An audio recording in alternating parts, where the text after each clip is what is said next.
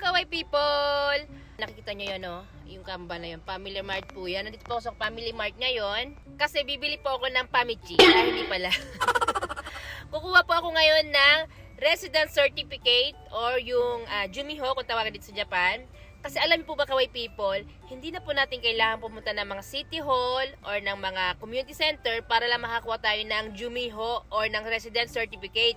Dito na po, sa mga convenience store na po dito sa Japan, makakakuha na po tayo ng mga Jumiho natin or ng resident certificate. Basta meron po tayong may number card. At take note, Kaway people, dapat po yung may number card natin is yung may picture po natin. Hindi po pwede yung papel pa yung dating may number card. Hindi po yun accepted. Dapat po yung may picture. At dapat alam din po natin ang PIN number ng may number card natin. Kaya let's go, samahan niyo po ako kumuha ng resident certificate dito sa Family Mart. Let's go!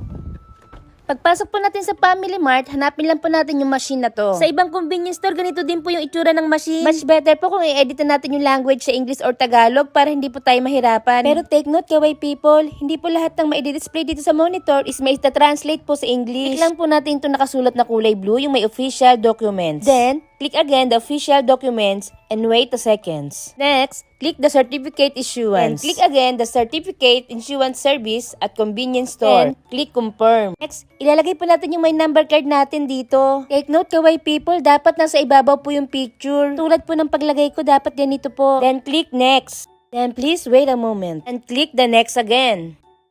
Maghihintay lang po ulit tayo ng ilang seconds kasi binabasa po ng machine yung may number card natin. After that, click the certificate issued at the municipality resident. Then put your my number card PIN number. Pagkatapos pong ilagay yung PIN number, pwede na pong kunin tong my number card. And wait again a second. Next, click copy of resident record. And wait. Next, pipili po kayo dyan kung anong documents ang kukunin nyo. Kung yung pang sarili nyo lang po ba, or kasama ang buong pamilya. Next, click confirm. And click how many copies do you need. Go to confirm and check the details. Confirm again and wait a moment. And we need to pay 150 yen for one copy. And click start. Start printing. Click yes. Then please wait a moment.